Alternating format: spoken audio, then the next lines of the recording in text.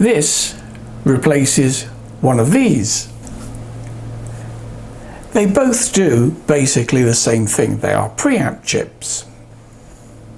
This one costs 10 times that one, and they both do basically the same thing. Reputedly, this one does it better. So let's have a look and see if that's true. This is the seller that I purchased this from. As you can see, it's 25 and a bit New Zealand dollars, which I thought was actually a little bit expensive. This item is actually available from many different suppliers at an amazingly varied price. As you can see, this, I don't know what to call it really, this amplifier, preamplifier, is based on two identical boards and a motherboard, if you like, to interface that into the standard chip socket. Now this is the top side of the board, or one of the boards. The other one obviously is identical, and you can see the numerous transistors. In fact, this side of the board only has transistors, 2 diodes and a preset potentiometer, which at the time of making this video I have no idea what that pot does, because I've twiddled it from one end to the other and it doesn't affect the gain, it doesn't affect the center point, and it doesn't affect symmetrical clipping. So I've left it exactly where it was, which is in the center of its travel. This is the underside of the board, and it contains largely support components. I don't think there's any active components on there at all. It's mainly resistors and a few capacitors. Now, if you're familiar with my channel, you would have seen this preamp before, but I've got rid of the valves which were on the top of this and all the valve circuitry, and I've now made this board, or made this chassis, into a test bed, if you like, for various things. And it basically consists of a transformer feeding the input board. There's a DAC on here, and there's another transformer which feeds this stabilized plus and minus 15 volt supply. Now the little board you can see here with the IC socket on it is a very basic preamp which I've used in the past. It's the main claim for fame is it works on a plus and minus supply and has no input or output capacitors, and it just basically supports the standard operation of a 5532, which is one of these. And I've done tests on this preamp board many times, and it's one that I find very neutral and clean sounding. Now there's a bit of controversy about which of these type of chips is the best one. There's some OAP range, and generally I would have to say that they sound, for all intents and purposes, near as damn it the same. I know there's going to be people that throw their hands up in horror and say, oh no, one is better than the other. But all I can say about that is, if you think you can hear the difference, then use it. But these things are silly cheap, less than $1 each. And I think that's one reason why people don't like them, because there's something that cheap can't be any good, can it? Anyway, this is what we're looking at today, and it's more than 20 times the price, as you saw from the previous clip. Is it worth it? Well, that's what we're going to find out, isn't it? Bearing in mind it's a relatively complex circuit, but saying that, I can't help thinking it does cost more than it possibly could. But I don't know how good all these transistors are, because clearly the transistors are probably the most expensive items on the board, and there's quite a few of them. Now, one thing for sure is this is not the same circuit as in the 5532. It's simply not. It's a circuit that is compatible with, and you can literally put them in the same socket, and they should theoretically give similar, but theoretically again, better results.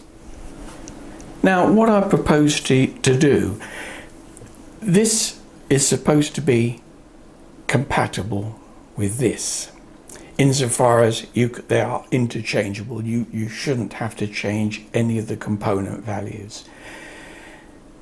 I'm using a 15-0-15 supply, which is near the limits for the 5532.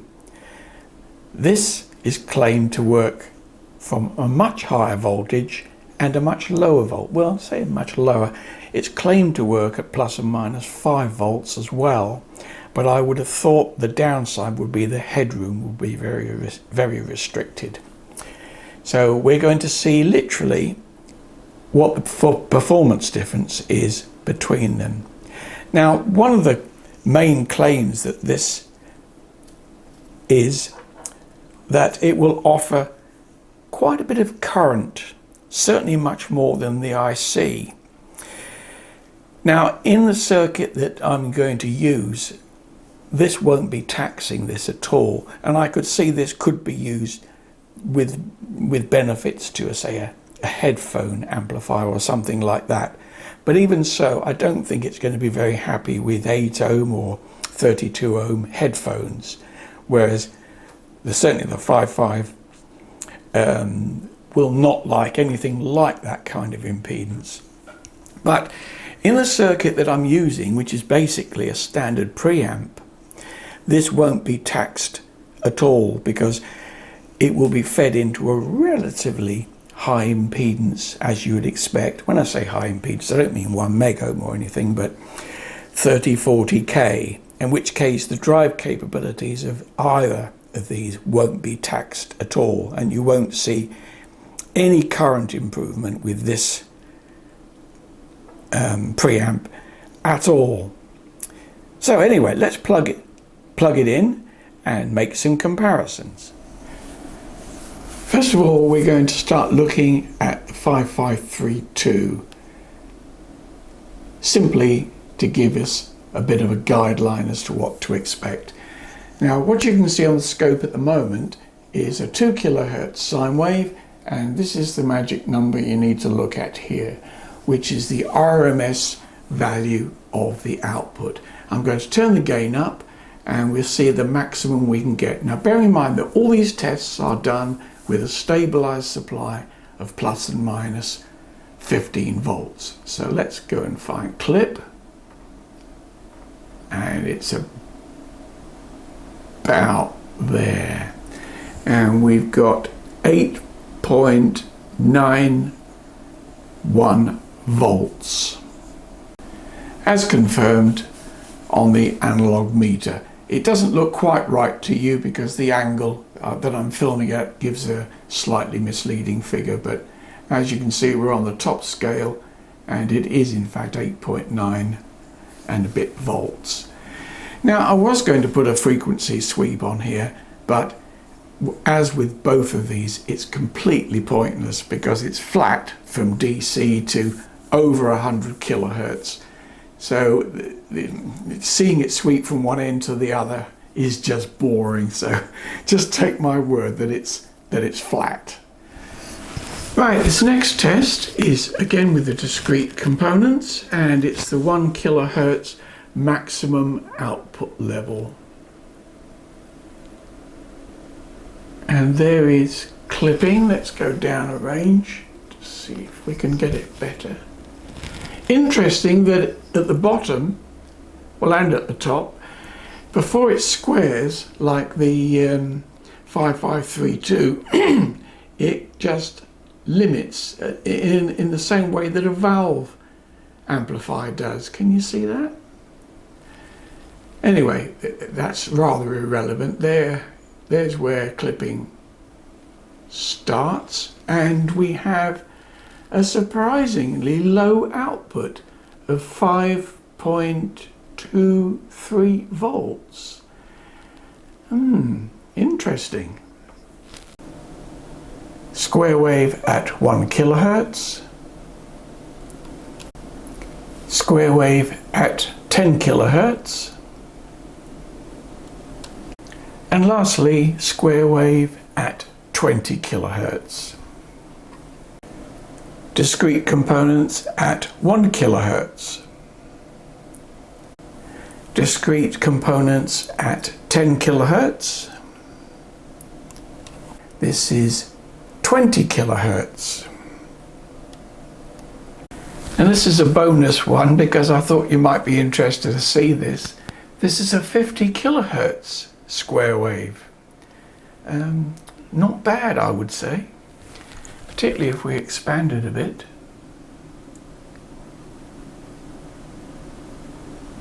Now, I have to say that these do consume quite a lot more power than the 5532.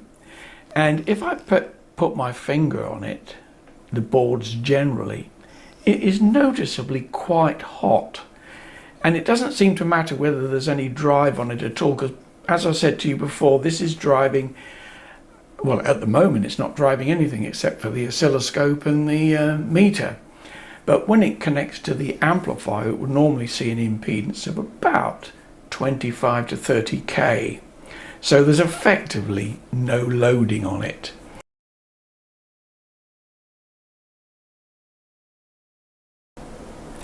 Right, well, I'll just do that test again because I forgot to pin the microphone onto me and oh dear.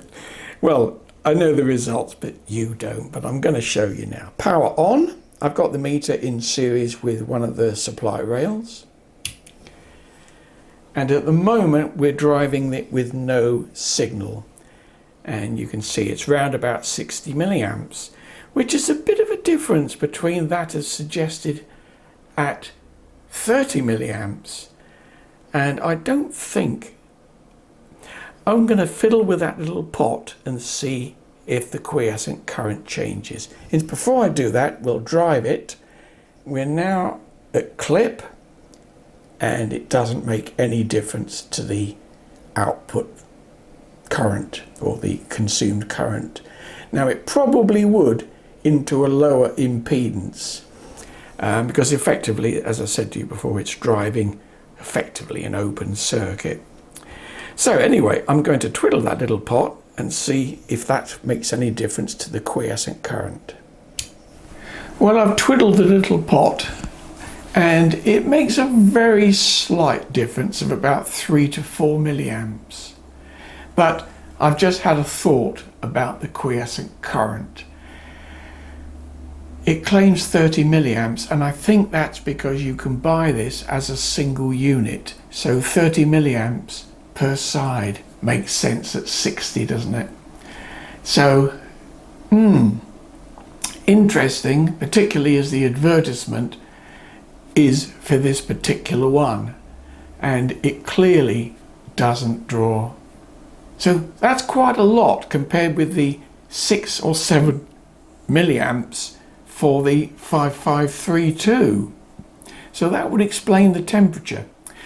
Right, what I'm going to do is let it run for about half an hour now, and I'm going to go and get the thermometer, and we'll see what the actual temperature is if I can measure it on here accurately. Well, that's the temperature after it's been running about 15 minutes. The ambient temperature in this room at the moment is 19.1. So it does get pretty warm for a preamp. So do we have any conclusions? Well, the answer is yes, we do.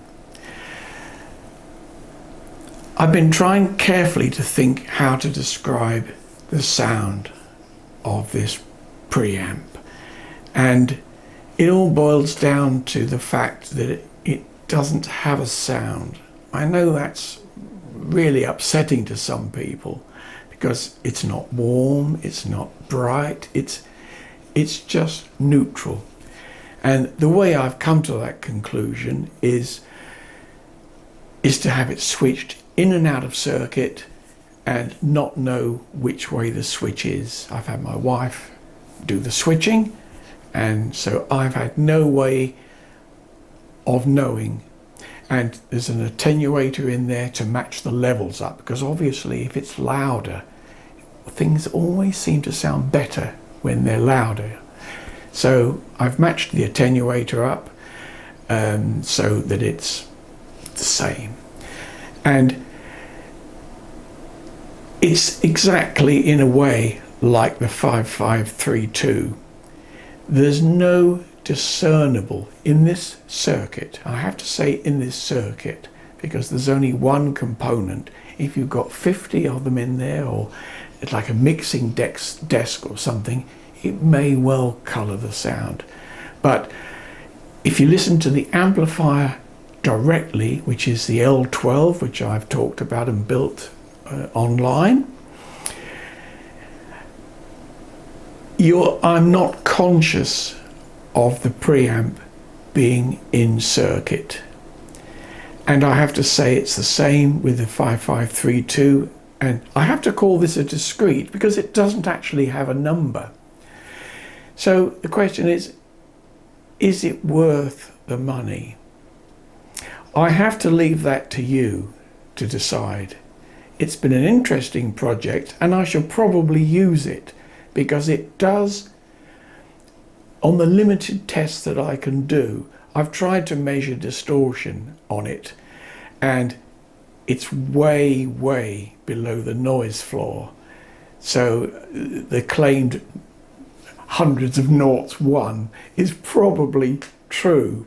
There's certainly no visible spikes of second or third harmonic, but I can say the same thing about the 5532. So I'm sorry if I haven't come up with a conclusion that's going to make you want to go out and buy one. It's an interesting thing. It's very low noise, possibly subjectively slightly lower noise than the 5532. Its performance, well, you've seen the results. Its square wave performance is better. I know we don't generally listen to square waves, but it does give you a degree of idea of its characteristics. Frequency response is the same for all intents and purposes. You can't get flatter than flat. They're both DC coupled, so theoretically, well, not theoretically, it will amplify DC, so you have to be a bit careful if you've got any leaky components or anything that does have that bit of offset. And I would always advise you to couple it to your amplifier with a capacitor, good quality, non-electrolytic, and all will be well. So if all you want is more gain with no audible insertion loss, either of these will be fine. If you want it to be as low cost as possible, the 5532 or one of the OPA chips are fine. I can't in all honesty say it sounds better, because if I can't hear the fact that I've put it in the circuit, then it's pretty good, because I've got exactly what a preamp should be. It should offer gain and nothing else. If someone says the preamp makes their amplifier sound better, then it's adding something, isn't it? Has to be. The only exception could be if your amplifier needs a buffer stage to present the right frequency characteristic. That's the only explanation. But generally a preamp cannot make an amplifier sound better. Can't. I mean, I'm not going to say any more about it, because I know that so many people are saying, oh, I've got an $8,000 preamp and it makes the amplifier sound so much better. It can't. If it does, it's adding something. it's making it, quote, warm, or adding something. Anyway, that's enough ranting. Thanks for watching.